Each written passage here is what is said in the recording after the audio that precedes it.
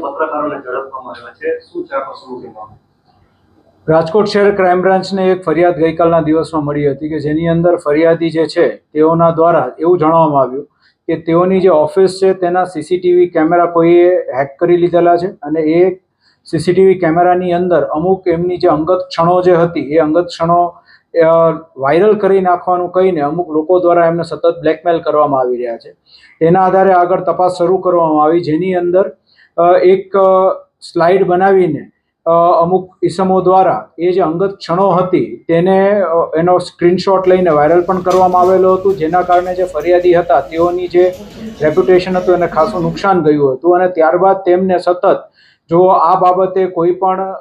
Police એજન્સીને કે અન્ય કોઈને જાણ કરવામાં આવશે તો તેઓને જાનથી મારી નાખવાની ધમકી આપી અને પૈસાની ખંડણી પણ એ લોકો દ્વારા ઉઘરાવવાનો એ લોકો ફરિયાદી દ્વારા ફરિયાદ કરવામાં આવી. આ જે ફરિયાદ તેઓના દ્વારા જે કરવામાં આવી તેના આધારે પછી જે ક્રાઇમ બ્રાન્ચના ઓફિસર્સ છે તેઓ દ્વારા વ્યવસ્થિત એનું નિવેદન ને એવું બધું મેળવીને અને કઈ રીતે બનાવ બન્યો તો કઈ જગ્યાએ તેઓને પૈસાની માગણી કરવામાં આવી છે તે બધાની સંપૂર્ણ વિગત મેળવી અને ત્યારબાદ પ્રોપર ટ્રેપ ગોઠવવામાં આવી હતી. અને ટ્રેપની અંદર જે વ્યક્તિઓ જે પકડાણા તેઓ દ્વારા એ જણાવવામાં આવ્યું હતું કે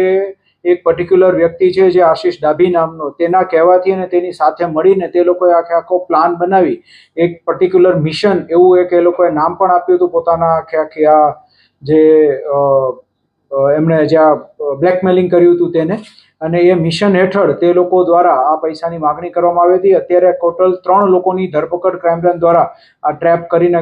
કરવામાં આવી છે, જેની અંદર ધર્મેશ નામનો એક વ્યક્તિ છે, એઝાઝ નામનો એક વ્યક્તિ છે અને આશીષ ડાભી નામનો એક વ્યક્તિ છે. અને જે વ્યક્તિ પાસેથી આશીષ ડાભીને જે સીસીટીવી કેમેરા મળ્યા હતા એ વ્યક્તિની શોધખોળ હાલ શરૂમાં છે. ટોટલ આ લોકોએ 25 લાખ રૂપિયાની ખંડણીની માગણી કરી હતી અને જે સીસીટીવી ફૂટેજીસ છે એ થોડા અમુક 7 થી 8 મહિના જૂના પુરાણા છે જે તે લોકોએ મેળવ્યા હતા. જેણે આ સીસીટીવી ફૂટેજ જે છે એ લીક કર્યા એ વ્યક્તિની શોધખોળ હાલ શરૂમાં છે અને એને ભવિષ્યમાં પછી આગળ કાયદેસરની કાર્યવાહી તેના વિરુદ્ધ પણ કરીશું.